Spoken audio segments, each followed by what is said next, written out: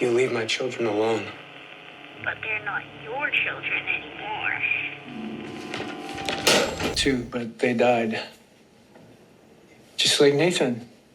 Except I didn't murder them. Victor says, Victor says this event is going to be scary. This place is scary. But I wanted somebody to be here with me because you are the scariest person I know. So I know it won't scare you.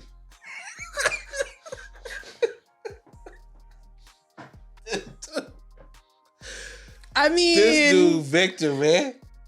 But did he lie? Hello. And we are the new watchers on the wall. Two crows who like to sit watch by the sea and watch TV and movies. And we are here to talk about episode 4 of From. But we're not the crows like you see in From, so you don't have to run from No, us, we're not right? related to them. We're not related to those crows. They're distant cousins. And this is a very interesting episode to me, Candace, because I feel like there was 2 or 3 missed opportunities, and we're going to share what those missed opportunities were as we go through our review/recap. But first, we have to say thank you to the subscribers, right? Yes. Okay, thank you recently so hit much. the 1,000 subscriber threshold. And we're so excited, and we just want to thank you guys. So don't forget to like, subscribe, and share, and show us some love, because the analytics are saying that 80% of our viewers are not followers. What? Come on, y'all. Show us some love, because if you don't, we're going to come into your house and take your talisman, and we all know what happens. Right.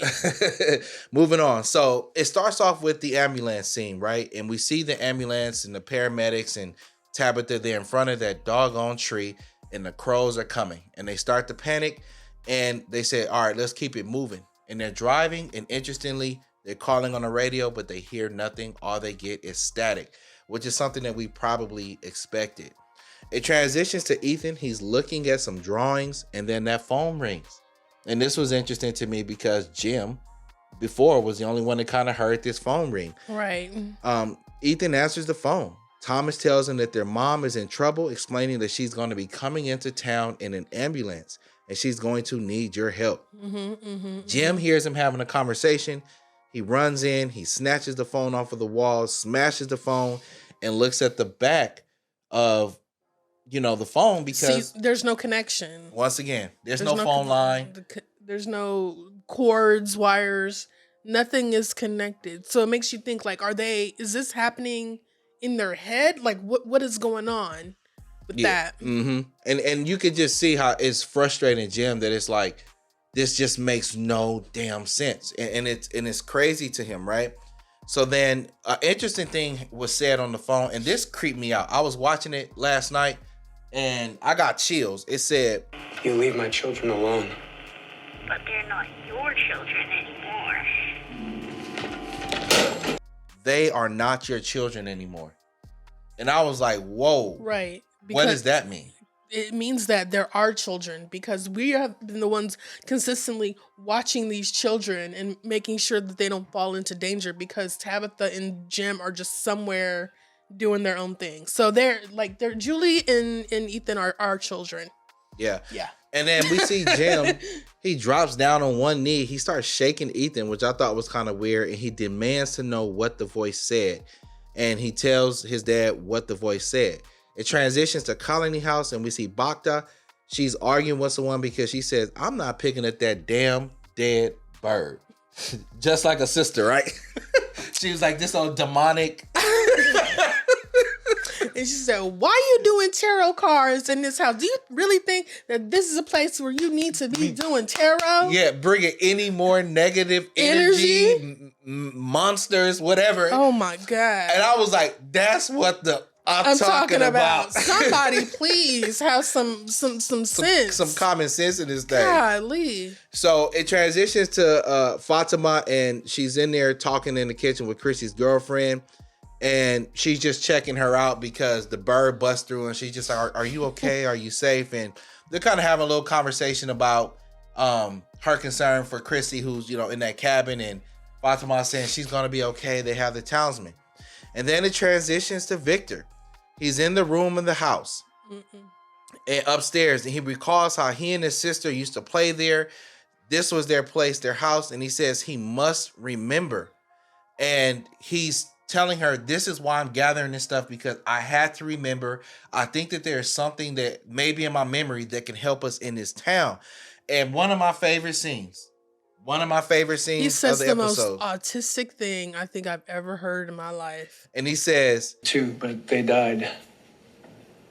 Just like Nathan. Except I didn't murder them. transitions to the ambulance is driving and it is now dark. So we all know what the hell is about to go down. And don't forget that Boyd and Randall are in the bus and he's like pacing back and forth or looking for the monsters, because usually at this time they would be, you know, the monsters would be on their routes doing what they do. Do what monsters do. Doing what they, you know, one is usually on the swings, one is by the door and looking at him like, you know, so he notices that they're not there. Yes. And that's a good point, because there's also a conversation between Boyd and Randall, and Boyd is like, dude, why the hell did you stay in here with me? You could have went into the sheriff's office and had a Townsend and chill out. And Randall says, look, bro, if there's anything that we can do collaboratively to get the hell out of here, I want to be a part of it, because you don't know what I experienced and what I saw when he was going through that thing with the cicadas and he was kind of in that deep sleep. And here is the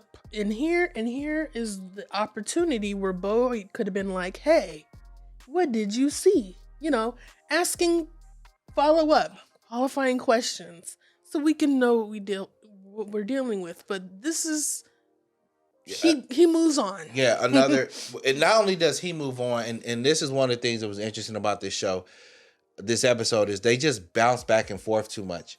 It was like right when they were about to kind of get into the nitty-gritty, they're just like, all right, we're moving on to something else. And they moved on. And this is when we see Kenny and Chrissy, they're in the cabin and they're conversing, kind of seeming like they're trying to repair their relationship. Friendship. And Kenny's kind of explaining that he's writing in his book because, you know, in his culture, they write to the dead sometimes. And he's just talking about how he feels like everything he was fighting for has been taken away. And what I took that to mean is his mom died, of course, but he's also talking about Christy, how she's been, even though she's there, he feels like she's still taken away from him. And that really rubbed me the wrong way, because it's like, Kenny, she's gay. She's gay. You've known she's gay. She's gay. You knew she was gay. She's gay. But Kenny felt like, he felt like he had the special sauce, you know? What sauce? I don't, That's the point. You have sauce. She don't want that sauce. Yeah, I guess not. But, you know, it's a good conversation, because you could kind of see that their relationship is starting to be repaired, because if you remember last episode, Kenny was really pissed off with her and he was like, just go pick your vegetables and get the hell out my face, right?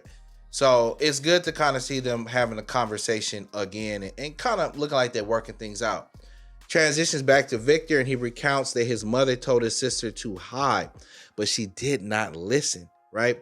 He obeyed, but when he came out, bodies were everywhere. And that's when he said he met the boy in white. Interestingly, he admits that he couldn't bury everyone and took keepsakes to remember them. And then it says he invited someone to the house saying that this place is scary. And this is the one of my other favorite parts, when he tells Sarah, she's like, why did you invite me to engage and participate in this? And Victor says, this event is going to be scary. This place is scary. But I wanted somebody to be here with me because you are the scariest person I know. So I know it won't scare you.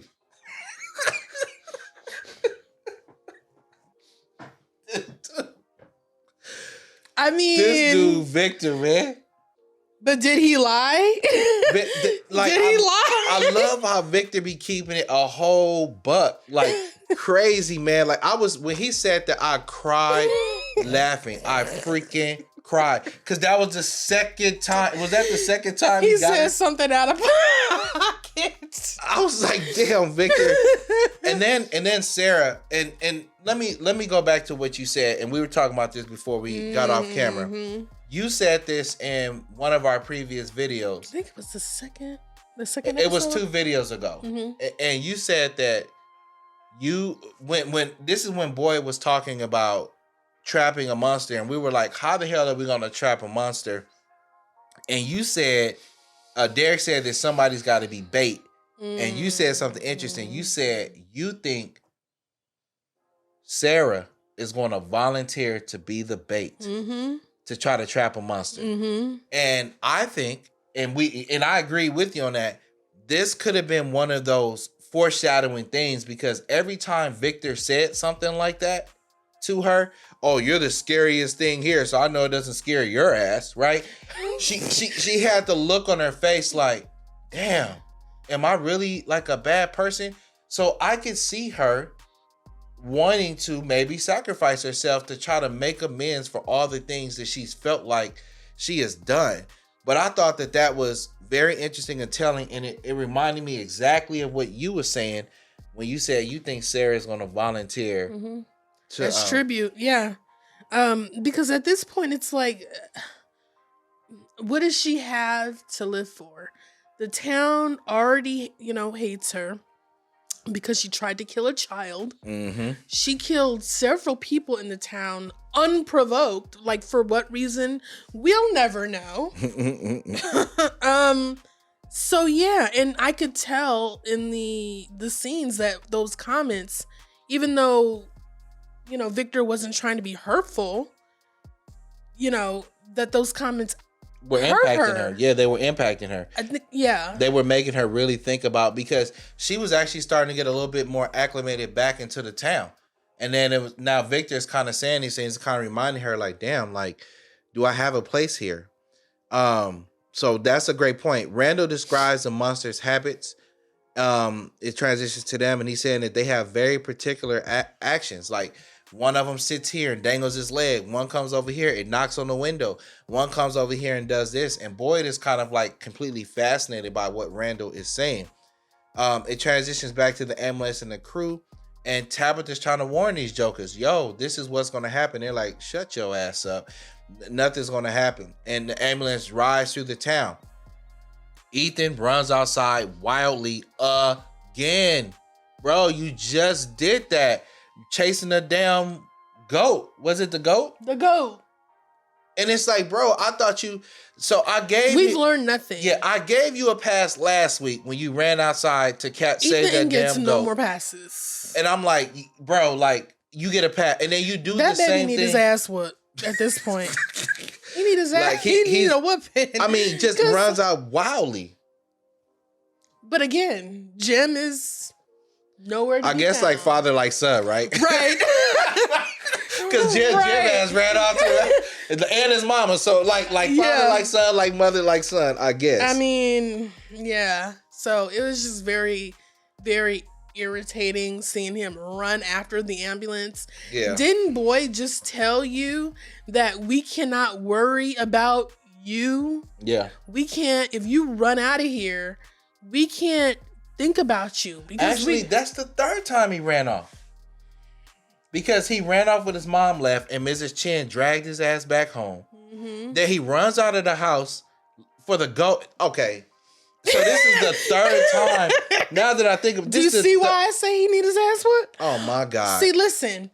What I think needs to happen is I think Ethan needs to see one of those monsters in action. Maybe he'll keep his ass in the house after dark, like these grown people are telling him. Bro, ridiculous. Or Bacta needs to come, not to pull the mammy trope. Yeah, she do got that mommy feel. But bring Bacta in that damn house and get that boy under control. Yeah, because he's out of control. He's out of control. So the ambulance is driving through the town and they see that a body, or what they perceive to be a dead body, in the road.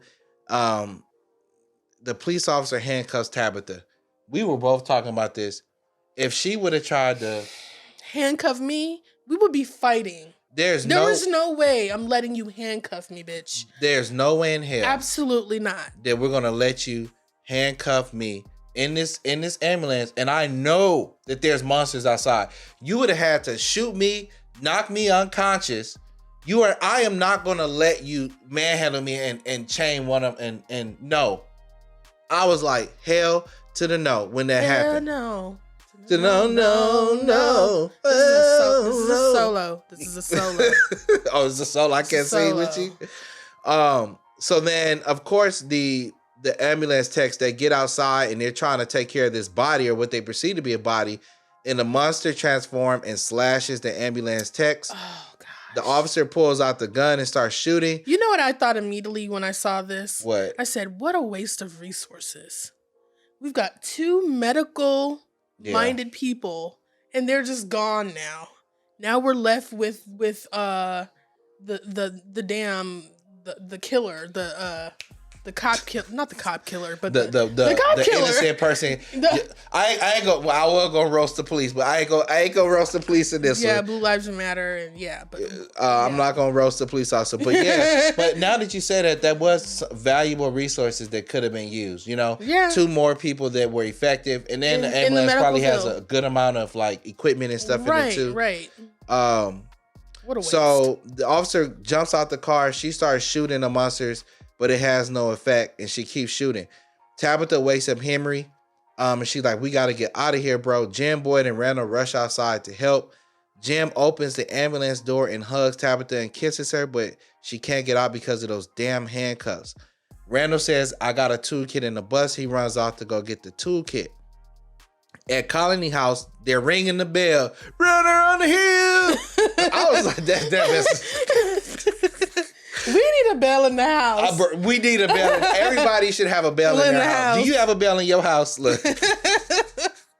And the officer's outside running up the hill, and she's just still shooting at the monsters. And which I don't know why she's doing that, because it's pretty evident. Waste of bullets. And then this was the dumbest part to me. How did she accidentally shoot the woman in Colony House? Right. She's on the 2nd floor. I can understand that she's maybe on the 1st floor. So she's just shooting. Not even, she purposely shot her on the 2nd floor. Like, why would you shoot somebody in the house looking outside? Purposely? Like, that made no sense to me. So she purposely, oh, wow. It's like I said, she's on the 2nd floor. How do you mistake her for a monster?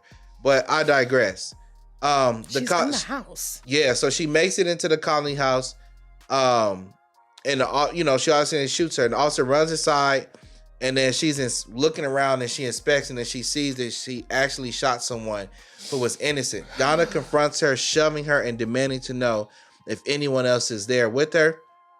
Back on the bus, Randall, he's grabbing the lunch, the tools, but the cicadas are getting him.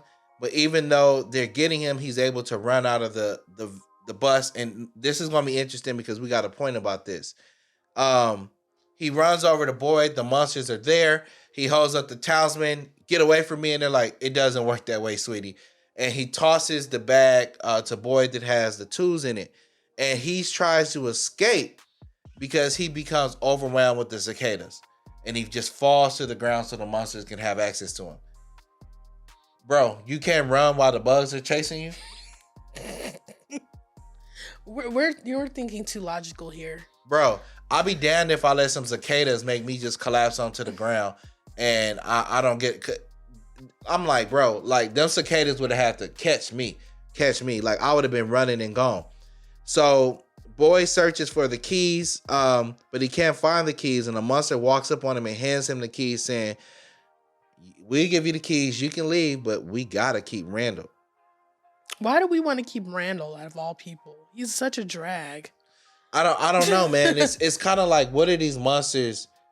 What is their purpose? You know what I'm saying? What do we really have going on here? Boyd takes the keys. But can I interject? You know what I thought initially when I saw this, when they said, hey, we're going to keep Randall?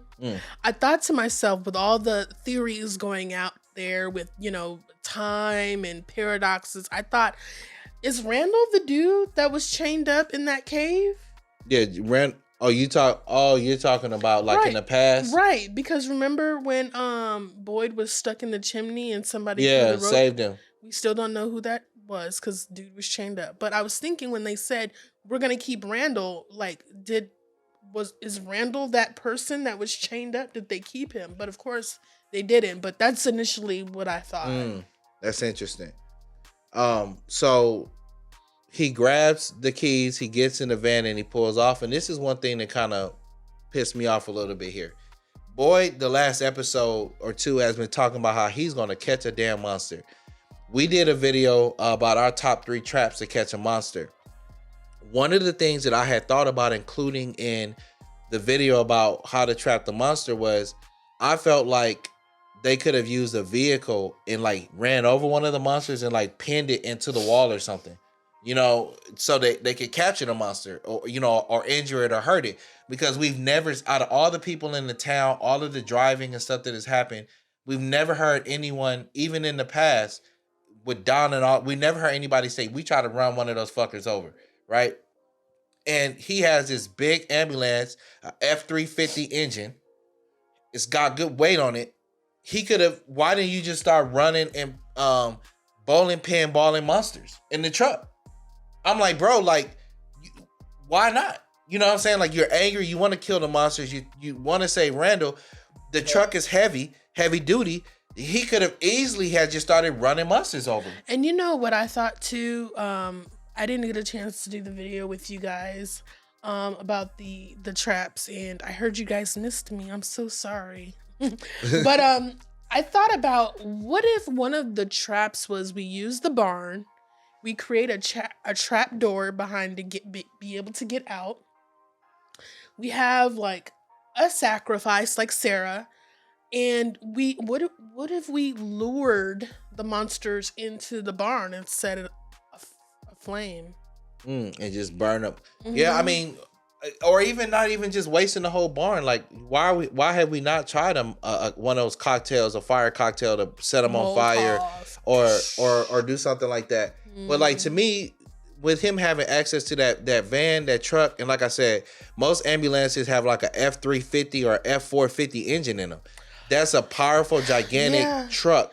We can't use the truck, keep a talisman on it, and try to drive out. Like, I just felt like in that moment, that's the first thing I thought. I was like, I would be running motherfuckers over.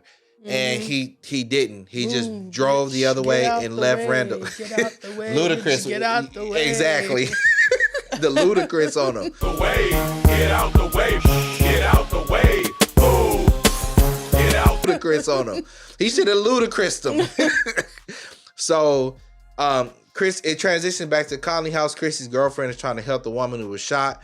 And what's funny is people keep questioning her prowess, right? She's a drug addict. No, but it's obvious that she's recovered. She's a meth head. And she's very skilled. It's like, I think she might have more education than how many Christy. meth heads do you know who were that skilled in real? I mean, come on.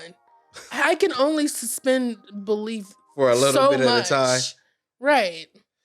So Boyd, he arrives at the colony house and everyone is shocked to see Tabitha again. The officer removes Tabitha's handcuffs and she's like, I told you. But it's like, Tabitha, when you got stuck in the town and the people were telling you, you didn't believe it either. You didn't. So you really can't even be mad at the woman for, doing what she did.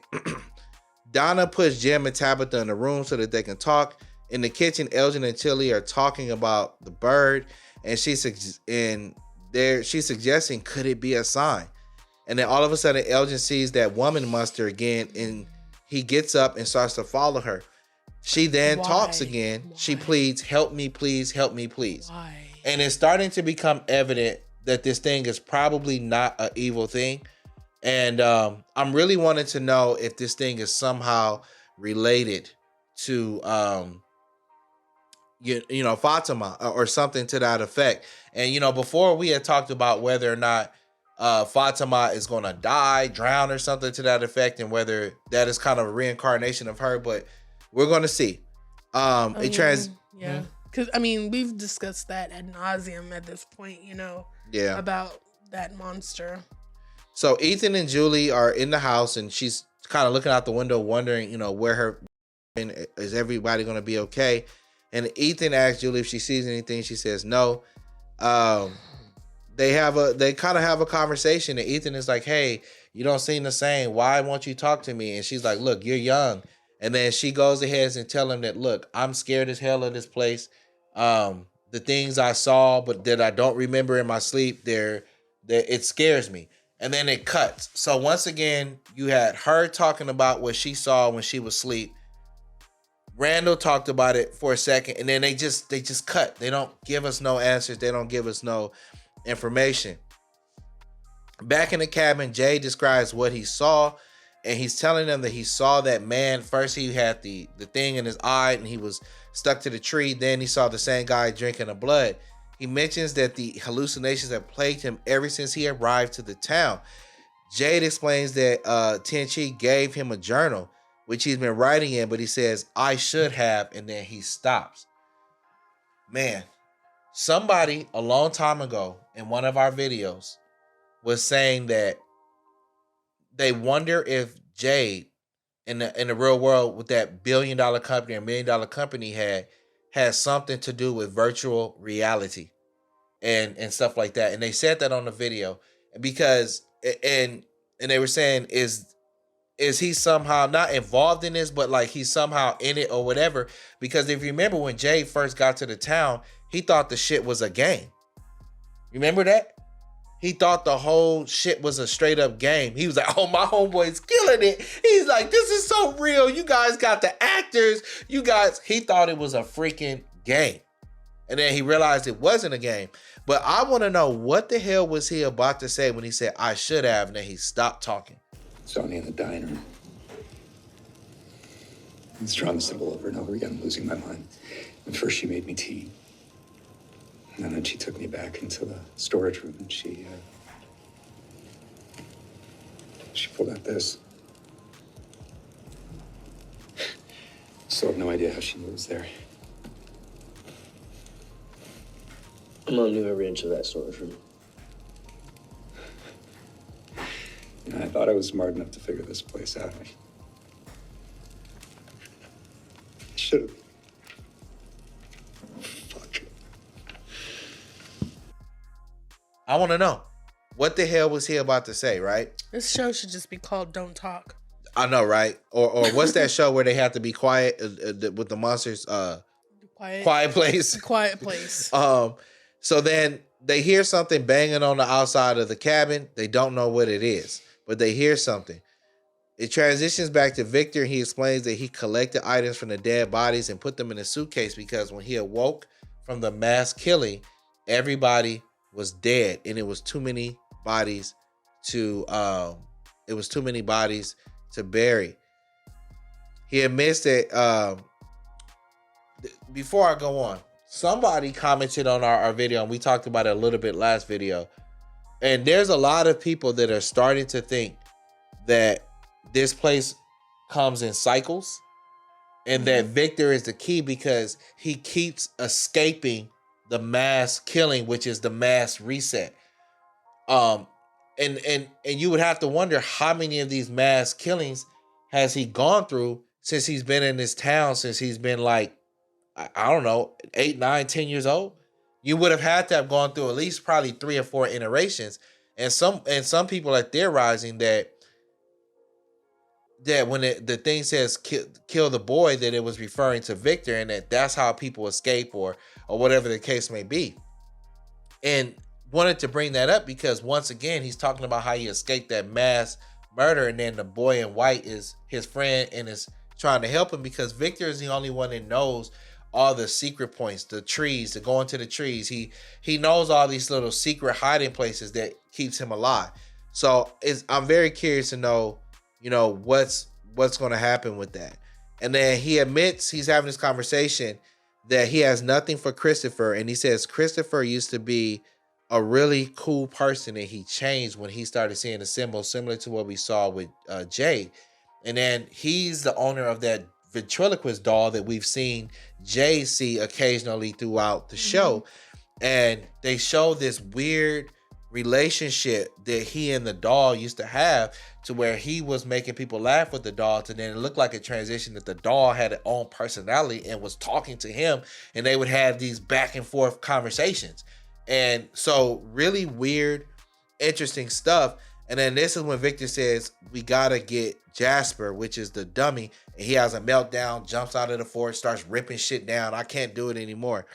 And in the kitchen at the colony house, Boyd is angry that he left Randall behind. Tabitha and Jim are talking, and she tells him that Henry is Victor's father. Tabitha is reflecting on what she learned in the real world, but she worries she did not learn enough to help anyone in the town. Nikki begins coughing up blood and she dies. Boyd loses it and blames the officer for shooting the girl and grabbing her angrily, which was really weird that Boyd did that. Donna demands that Boyd follow her, breaking down in tears, and they're in the room talking. She asks, why is this happening? Why do things keep going bad? What? Okay, so you know how there's a theory going on that these people have been reincarnated? Yeah. That cop is Boyd's wife. You think that Boyd's wife?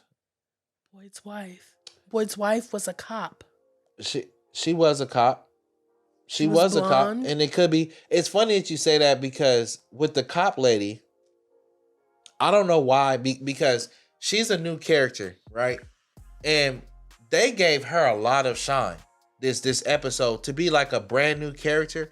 And what I was wondering, and it's interesting that you say that because it shows that we're both on the same path as it relates to this. I wondered, was she Victor's sister? That's Boyd's wife. You think it's Boyd's wife? That's Boyd's wife. Because if we are dealing with reincarnations and time and all of this kind of stuff, it is very possible. But because I just felt like I was watching if we are, like you said, if we are dealing with reincarnation, if that's what we're dealing with, yeah, that's got to be Boyd's wife. And that would be just an interesting shooting people. That would be an interesting that would be pretty interesting because when I was watching it, I'm like, why are they focusing so much on her? They were showing her facial expression, like they were treating her like she was a main character in this episode. She got just as much shine as almost anybody else in this episode because it flashed back so much. She got a lot of shine this episode, and I was wondering why were they doing it. Victor continues talking about Jasper. He explains that Christopher used to make everyone laugh. He said that Victor says that Christopher started talking to the doll, and as soon as it seemed like the doll was talking back, and he hints that Jasper may hold the answers. So now we're gonna, I guess, see Victor go try to find Jasper and talk to this puppet. Yeah, and he probably, I wouldn't be surprised if he enlists Jade in it. Now we're talking to puppets. I know, right? We're talking to ventriloquist dolls now. Yep. So then that's where we're at. Yeah, it's getting interesting. It transitions to Fatima, and she's made her way upstairs to the dead body, and she tells Elgin, "Hey, I just want to sit with her for a minute. I was so rude to her." And Elgin is like, "All right, baby, I'm gonna leave you in here alone with a dead body." Okay. All right, baby. You got it. I'm gonna leave my pregnant wife here. My pregnant wife is not showing. She's starving. Give her a break. Oh my God. So then Fatima is sitting in here, and she dips her fingernails and her finger into the dead body and starts to eat the blood, and she's enjoying it. And they consistently show that.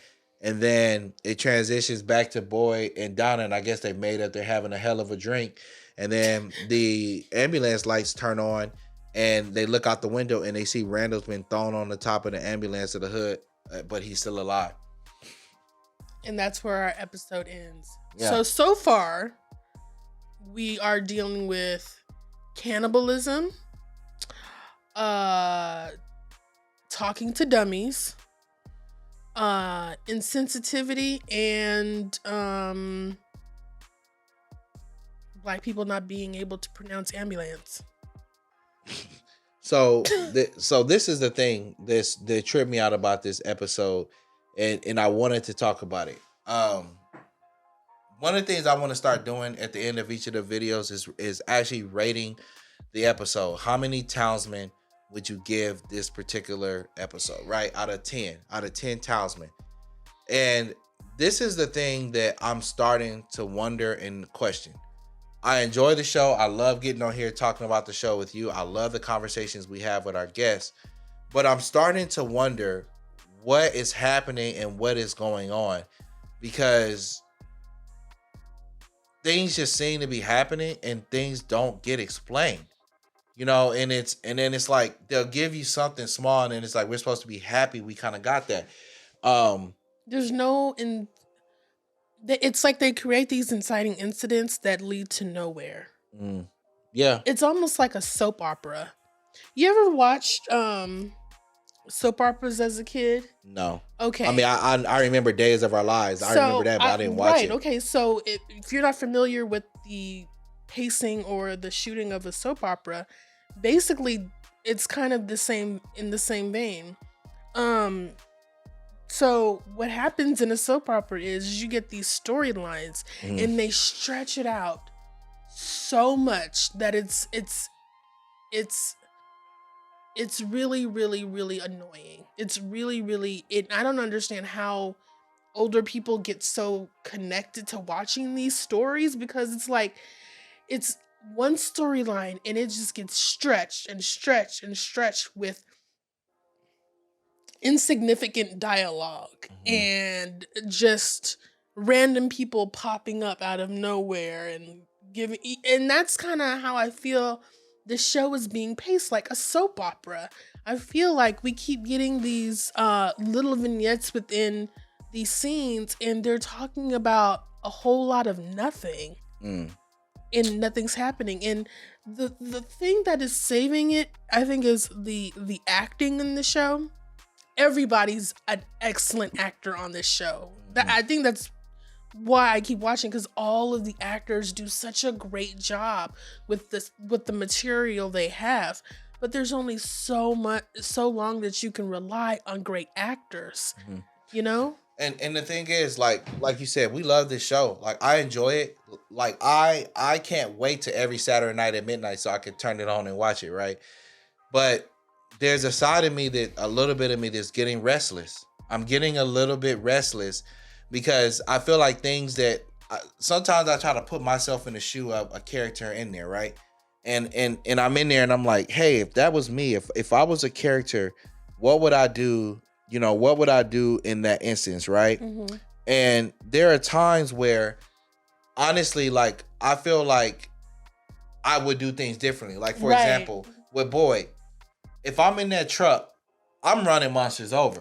Like that, like I'm knocking jokers over. So, boom, boom, boom, running them over. We'll add vehicular manslaughter to the list of things we've discovered. And from. No, but in all seriousness, I felt like he's been looking for an opportunity to attack the monsters, and I feel like what great opportunity to be able to run them over or do whatever to see if it even impacts them or if anything like that can happen. Like when Randall, like the cicadas makes him just fall and lay into the fetal position in the middle of the ground around monsters, bro, I'd have been running and batting cicadas. There's no way I would have allowed those cicadas to make me lay on the middle of the ground and get surrounded by monsters. Like, I'm just not going to do that.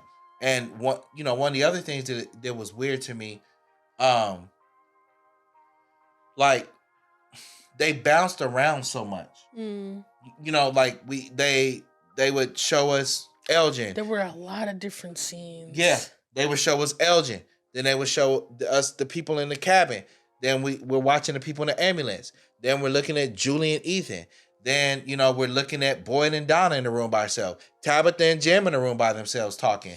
About nothing. Yeah, and it's like, it's a lot. It was, I felt like it was almost jarring a little bit that they just kept running from scene to scene, and then they would cut right when somebody was about to say something that you wanted them to say.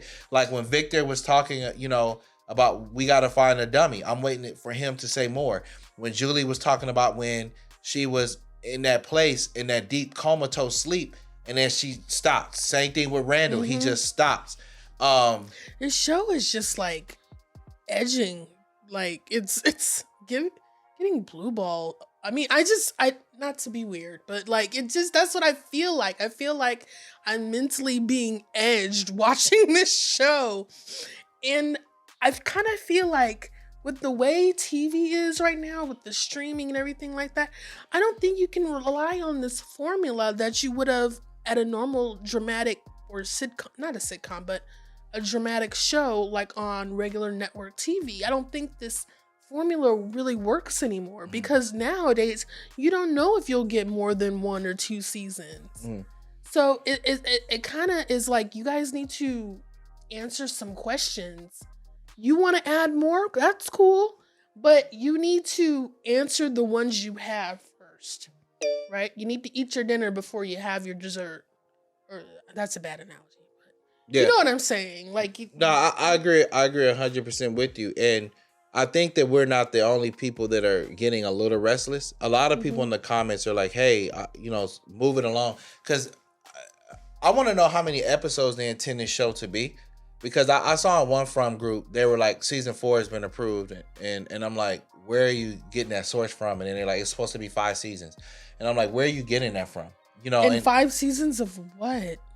Yeah, because personally, like when we first got into the show, like in season 1, I was all for the show, and I felt like the perfect range would have been 3 to 4 seasons, because I felt like 3 to 4 seasons, it's enough mystery, you can solve problems and stuff like that. So I don't know if that was factual what that person was saying or not, but like I said, I would like to start to see a few more connections. You know, especially with the connections to season 2, because a lot of things happened in season 2. Those people were put in the comas, and the cicadas had something to do with stuff. You had the ballerina with the worms in her mouth. You had, Boy going through all the things he went through with getting the worms. What was the guy's name that gave him the worms? We haven't even. What was the guy's name that gave him the worms? Smiley? No, I don't know. See, the guy that gave him the worms in the cave, right? Yeah. I don't remember that. I don't remember his name. I can't remember his name. We still haven't even dealt with that, like the worm situation. Because some people are arms. saying that the reason why the monsters won't kill Boyd is that they can't kill him because it might hurt him. He maybe still has kind of the worms in him and stuff like that. And we had talked about that a long time ago, that does this town every regenerative cycle, does it have a hero, right? Similar to what like you saw in the Matrix, how Neo, there was multiple Neos, and they would create multiple Neos with the different iterations of the Matrix and Neo's job was to give the people hope, right? And that's kind of what Boyd's role is. And is he their hero in that he got the worms and stuff and they can't kill him? Well, okay, so my question is, if we are dealing with something to the effect of like a time paradox or reincarnation, what is the point of the monsters? Like, what? I don't know. Are they just a catalyst for death so they can come back? Like, what is the point of the monsters? I don't know. I don't know. Is their role to torture people? Is their role to actually kill people? I don't know, because it seems like moving forward, they're not as concerned with killing people as they were in the past. Especially what we saw with, they let Boyd walk away twice. They let Randall live when they could have murdered him and did whatever they want to do to him. They did kill Mrs. Chen, and it was a very brutal killing, but we don't know. So what are you guys' thoughts? Where are they taking the show? What do these things mean to you guys when you watch the show? And so, Candace, how many talisman would you give this episode out of 10? Again, the acting saves the show every time. So I want to give it a 3.5. It was out a of good 10? out of 10. Oh, Out of 10. okay. I'll give it a 6.5. Okay. Okay. Yeah, I would give it maybe 7.5 talisman. Like you said, the acting is really good. It was action packed. I like the acting. I always love how well they light the show and the lighting and stuff. Even their night scenes, we can see clearly and things like that. This is what we've been reduced to, talking about how the show is being lighted, not like we're talking about how the show's being lighted. Yeah, I like the acting. I always, as a independent filmmaker myself, like I like. When I see stuff like that, I'm like, man, that was a good job, because I hate watching shows where when they light night scenes, you can't see what the hell is going on. So I enjoy that thoroughly. I do think that they're trying to move it along and give us action. It seems like they're going, every other episode is major action, and we kind of got some major action here. I'm really looking forward to finding out who is knocking on that cabin, because I don't think it's a monster. I don't know who it is. I don't know if it's other people. I'm looking forward to Victor and his dad seeing each other. Yeah. But who knows? We might not even get that until next season. Yeah, I'm looking forward to seeing that too. The way things And then are what if there's other people who live in Frontville, but they were living in that cabin? And somebody even commented on one of our videos. They was like, "What if it's Victor's sister or some shit?" And I was like, "I don't know." But why would she just hide so long and all of that kind of stuff? But yeah, man. So don't forget to like, subscribe, and share. Leave a comment below. What are your thoughts on the episode? What are you looking forward to seeing? Would you have done anything different if you was Boyd in that ambulance? Ambulance. Yep. As always, our watch has ended.